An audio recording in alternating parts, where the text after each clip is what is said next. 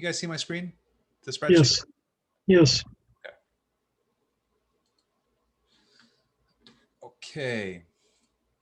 So this spreadsheet has been tweaked and revised over the years, and it is pretty good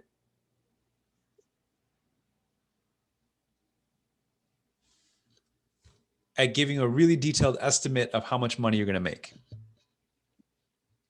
on a property. So we'll go through it line by line. And there's a lot of fluid fields on here. There's a lot of functions built in as well. So starting with the date that it's being sold. So I typically estimate 4 months. It takes me about 2 months to fix the house up, about a month to get it under escrow at the high side, and then about a month for them to close. And that comes to about 120 days total. Make sense? So in this case, we're looking at one that, say we closed on July 1st, right? Earlier this month. And it was going to sell on November 11th or November 1st, 2001. So purchase price, I just got confirmation that this property 18946 is really good chance that I'm going to get it, which I'm excited about because the probate appraisal came in at, can you see my screen still? Yeah. The map now? Map. Okay. Yep. The probate appraisal came in at 525. And what percentage of the probate appraisal do you have to come in at to make it valid with the probate? Does anyone know? Don't know. 90%.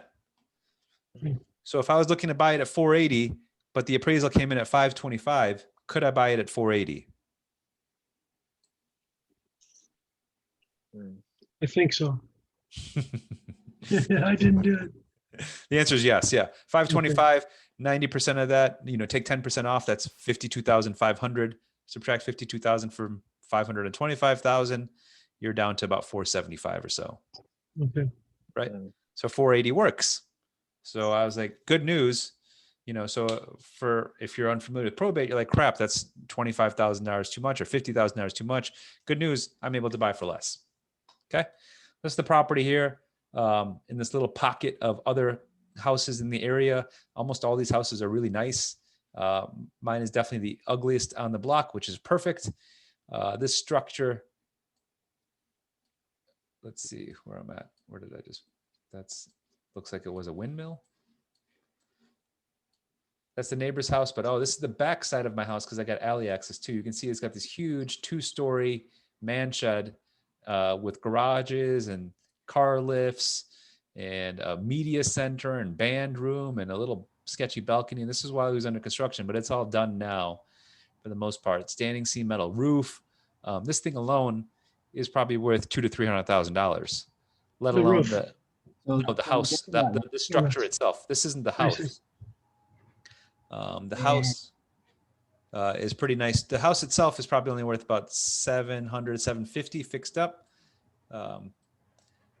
3 or 4 bedroom house, two bath, really ugly. Rocio's been through it. It's pretty nasty, but it's got a nice circular drive, a lot of little picnic area here, which is kind of cool. So a big parking in the back for RVs and boats. And so not a giant lot considering Ramona, but this is way out here, So if you guys don't know San Diego that well, you can kind of see where we're located in the grand scheme of things, which is just west of downtown Ramona, just east of Rancho Bernardo. Okay. Yep. It doesn't really matter. I think this house will probably sell for like $900,000 because of that incredible garage. So someone that's a car lover is going to go crazy for it. If it wasn't for the garage, I would have thought it was going to sell for $750,000, which I was like, this is a little thin because I'm going to have to put $150,000 into the main house alone because it's in such bad condition. And it's only going to make about $43,000, which is, a lot of money, but not a lot to be excited about because if I make a $20,000 mistake, then now I'm only making $20,000. Does that make sense? Right. Or if this thing drags on and doesn't sell right away, let's say it doesn't sell till March 1st of 2022. Well, now I went from $43,000 to $21,000. Right. This is the sell I'm looking at right here. net profit after X, or even this cell right here shows you net profit. It says 4 months, but this always turns out to actuals. And this is the 6 months and 8 months is more accurate. So like if I convert this back to, there's still some errors on here in some spots, but for the most part, it's right. So it's back to 4 months. 4 months, it'd make 43,000. In 6 months, it'd make 32,000. And in 8 months, it'd only make 21,000. Hmm. Make sense? Well, yeah, I don't understand why, but Okay, we'll get there, right? So it says days on property, 123 days, right? So we'll keep going down here. So 480 purchase, 750 sale. Let's revise this. Let's just say it's going to be 850. And I think this number is going to be closer to 500 because I think the attorney is going to come back and say, hey, 480 is not enough. We're at 525, come up a little bit, but that's fine because I'm still compelled to do this because I can still net a little over 100,000 is what I believe. Okay. So then I have to plug in all my hard money details, right? I'm getting a lender on this thing and I'm typically getting 85 to 90% of purchase. So 85% of $500,000 is 425,000, and 100% of the rehab amount, which is in this cell right here in row 31, is 150,000. They give me 100% of that, right? And then if I do an investor lien, I could put that information here, right? And there's also the commissions that I need to pay, 2%, 2%. You know, that's about average for this price point. That's not bad. Okay, my rate's quite a bit less. I think I'm at 7.25 now. So that saves me a little bit there. And I make some more money. A second, looks like we have a participant. Okay, Ryan's it. What's an investor's second lien? Okay, so even with 85% of the purchase being done and 100% of the rehab, I still need to bring to close at least $75,000 to close it. Then I also have holding costs, right? That's what all this is, right?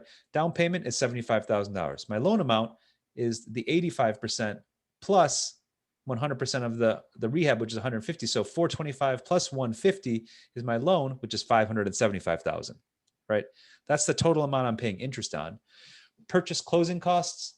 This is 1.5% of E9, which is this total loan amount.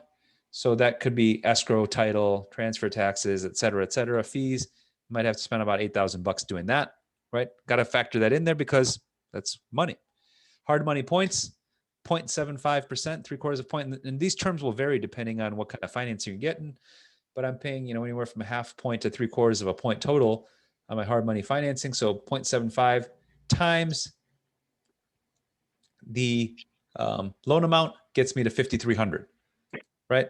Then I got to pay property insurance, about $1,000, property taxes, about $2,000, and that's just over this period, right? And you can see here that cell shows you how much my monthly holding costs are. In this case, it's all these numbers. That would come to about, in this bottom section, you can see right here on the spreadsheet, it auto sums it for you, $4,763. So almost $4,800 a month I have to pay to hold this property each month that I own it. Okay. So because I need the extra amount of money, and when it says investor second lien, you could see that I need at least $107,000 liquid cash to close this property and maintain the holding costs over the next few months, even if the bank is paying for my construction. Because even if they're paying for the construction, they're only paying me back for the construction, typically about a week after I spend the money, right? So construction comes through, they do a bunch of demo and framing and rough work, and it's $20,000 and they bill me. I got to pay them $20,000. And then a week later, the bank will go through and say, yep, they did $20,000 worth of work. Here's $20,000. And then they pay me back. So I got to keep floating that money. So it's kind of pricey, at least for a week or two at a time. And sometimes they don't pay me as much as I've spent. Sometimes there's been times where I've spent $50,000 into a house, and then they'll say, oh, we only saw $30,000 worth of work, and they only pay me back 30. And it's hard to fight them on that because that could take weeks. And by then I've done $100,000 worth of work, right? So, and then at the end, they'll pay me the last lump sum amount, which will be the full amount when they see it's all done, but it'll be heavily backloaded where I don't get a lot of the money up front and they give me more of the money at the end. Okay. So because I need over $100,000 to close, oftentimes I'll have a second lien investor, another investor in my network, give me the money as a recorded second lien against the property. In this case, I might take $115,000 just to pad it a little bit. and I'm paying them 12%. You can see that hurts my net profit because I'm paying them interest on this thing, right? And so you can see investor interest total over this 4 months is $46.50. Make sense? So Mhm. each month it's $11.50. Now my holding costs are actually about $5,900 per month. So almost $6,000 per month. Got it? Yep. And then if I'm ever trying to figure out a per diem, like on the contract saying, okay, how much is this going to cost me for someone to stay here? I can see right here, look, on this house, it's $194 a day. So hence my $200 per diem, right? That's just me recouping my costs. I'm not trying to get rich off them. Mm. Make sense? Yep. Okay, rehab costs, right? Takes a lot of experience. This isn't something I can do in a webinar. Once you've done 20 or 30 flips yourself or with me, then you'll get a better feel of how much these things cost. But I could tell this one's going to cost about 150,000 because it needs a new roof, it needs new windows, it needs new electrical, plumbing, appliances, countertops, floors, drywall, et cetera, et cetera, et cetera. Outside cleanup is going to be substantial. So it's going to be at least 150,000, maybe even a little bit more, maybe 175. I should always just kind of pad it on the high side just to be on the safe side. Okay. Sale commission, that's the 2%, and the 2%, that's 4% at $850,000. Right. The agent that brought me this deal, I got to pay him something. And then the agent that's going to bring the buyer, you got to pay them as well. Sale closing costs, I've just got this figured at 1.5% of C10. So 1.5% of the sale price for title, escrow, transfer taxes, junk fees, recording fees, notary fees, document fees, whatever junk they can throw on me. Make sense? Mhm. So it's padded. Total expenses, $760,000. Net profit at the end of the day, maybe I make $90,000 on this thing. Okay. That's a number everyone sees, but they miss all these other parts, which is shit, it's costing me $6,000 a month to do it. Make sense? That's the Yeah. gist of it, right? And so then you can kind of play with this, but I don't really need to because I've got some other figures figured out here where how much it'll cost me after 6 months and 8 months. And there's all these other cells too. If I had like an investor that I was doing equity splits with, right? And waterfalls and preferred splits and stuff like that. And that's kind of spreadsheet 102, which we don't need to get into now. Plus, I don't think many of you be negotiating equity splits with investors on your initial deals, but it's just on there. It's available to have, especially if like an investor brings me a deal, say, hey, I got a deal for you. I want to invest with you, but be passive. Well, then, yeah, I'm going to want to give them an equity split. So they're encouraged to work with me and they get some of the upside because they brought me the deal. Mm. Does that make sense? Yep. That's the gist of it. Questions, comments? Anyone else want to see anything on this? No, makes sense. But now you can kind of see the spread that you need to buy a house and flip it. You can't buy a house for $50,000 or $100,000 less because my rehab alone is going to be probably $150,000 to $175,000, right? So even if it was just a modest sized house and it just needed a light rehab, I mean, you're still talking $50,000 to $100,000 right there, right? So we can kind of tweak these numbers and you kind of see how the examples change. But say you're buying a house for $400,000 and hoping to sell it for $600,000, and you only take an investor second lien of 100. Well, how much does this rehab have to be to make any money, right? Maybe it's only $80,000 and now you're making 57,000. That could work, but you still have to buy it for $200,000 under, right? If you're trying to buy a house for $100,000 under, your rehab's got to be nominal, maybe $15,000, and that only makes you $21,000. Yeah.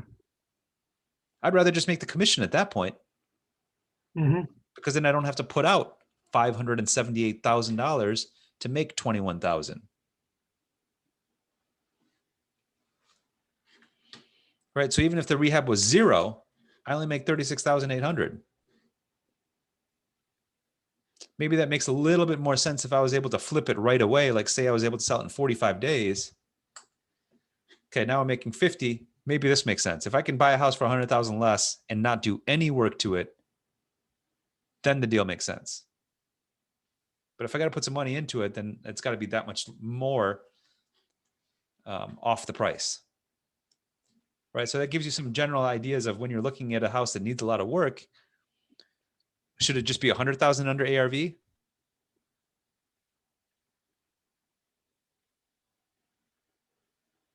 Or does it need to be closer to 200,000?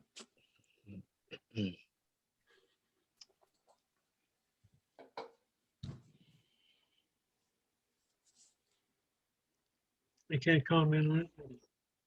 What's that? I can't comment on it. Yeah, that's a fair answer. Hey, I don't do that part of the negotiations. Let me introduce you to Henish, and Yeah. he'll figure out what this is, because you know, you might not know exactly how much it'll cost to fix a house, or you might not see all the things that I see when I see old windows, or when I see an old roof, or I see an old HVAC system, Yeah. or a foundation that's broken, or drainage issues around the property. And I Yeah. know roughly, that's just because I've done this a handful of times. Yeah, definitely. Do you have your own formula in terms of figuring out the ARV or No, it's not a stuff like formula. that? You got to look up comps, Mm. right? Is that our next training? Probably is doing comps. Um, You got to look up comps within a half a mile, similar square footage, similar type property, similar utility, similar appeal, similar function, and then say, okay, based on what these other houses are selling for in the area, that's what I think mine will sell for. So for example, like I'm doing comps, like if I look on Zillow, sometimes it doesn't say like the price or like the square footage or any of those details. Like, how do I figure out how much they sold? Oh wait, do I just call like the realtor that sold it, or like what do we do? What are you talking about? You don't have to do that, right? What your job is to create rapport with the seller, Oh, get friendly with Yeah. them, and then bring me into the picture. I'm just showing you Okay. this so you understand what's happening in the background. yeah, But you try to figure out ARV, that doesn't work, you know, until you're ready Sure. to put your money in place. True. This is my decision at that point, because I got to figure out to make sure that we make money, because if I'm paying you guys net profit, I got to figure out numbers that make sense for us, Yeah, right? Because I'm assuming all of you guys would want to make a percentage off of 50,000 and not off of $10,000. Right. agreed. Speaking of CRMs, the CRMLS has got a free training tomorrow on doing CRMs. I'm sorry, not tomorrow, it's Thursday, 10 a.m. They just sent out an email on that. Okay, great. Yeah, if you want, Sean, if you want to share that information with everyone, if they want to attend, is it just for realtors, or is it just kind of like an open forum CRM? They probably can't You know, really they didn't post it. specify, but of course it is membership organization, but I don't know that they're checking IDs at the door, so to speak. It's a Zoom Yeah, or a webinar, so I can send it around. yeah. I think it'd be useful. It's always good to see how different people do comps. Yeah. But that's how the spreadsheet works. So, you know, so when I'm going through, right, kind of highlight the fields that I'm messing with. This one, these two.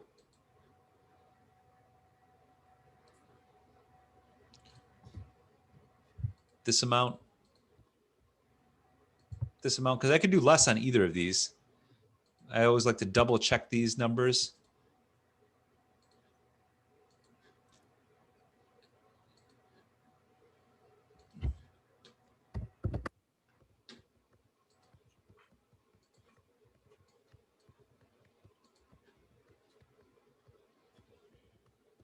Make sense? So basically these highlighted fields are the ones that I need to plug in to make sure that these are the fields I know. When I buy it, when I sell it, how much it's purchased for, how much it'll sell for, how much my loan and the interest on this thing will cost, and how much I need to spend to fix it up.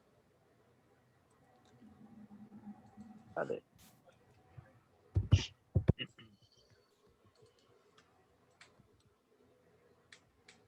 So is the 7.25%, is that a standard rate for one of these loans? No, That's hard money, I saw. no. I would say that that's probably a more favorable rate than most people could get right now in these things. Most hard money starts around 10 to 12%.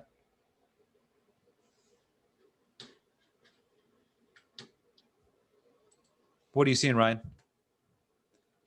Oh, no, I was just wondering because, I, for me in my worldview right now, I'm looking at what types of funding options do I have as an investor? And hard money is something that I have never dealt with. I'm used to doing conventional loans or other types of loans as a realtor and as a homeowner. Maybe like a VA loan, conventional loans, FHA loans I've done, but I haven't dealt with these types of loans before. So I'm still trying to like get my feet wet with it and understand it. Yeah, I mean, the more you've done, the lower the rate is, because then they'll say, okay, yeah, you're experienced at this, and so you get preferred pricing. So, like for example, the company I'm dealing with now, I think I've done 19 or 20 loans with them already in the last few years, and so I get their best pricing possible. And for hard money, that's not bad because they're also paying for my construction, and they're funding deals in a week or less.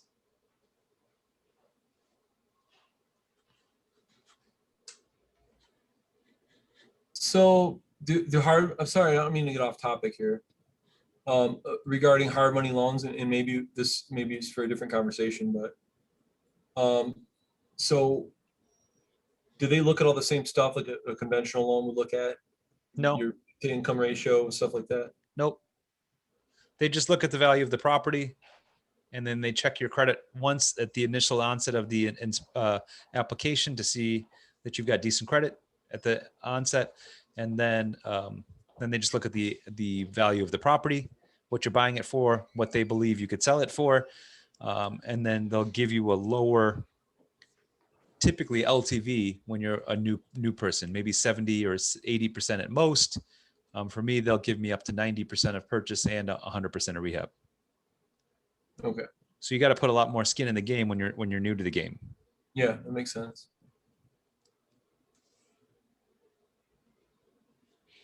Cool. Is that helpful? Yes. Yep. Any other questions? No, Okay. Well, maybe next week we'll work on comps, unless you guys have any other ideas. But at this point, you guys have a lot of data and details and information to start going and making contact with people, creating rapport, and then being able to bring me in so we can present them with some options.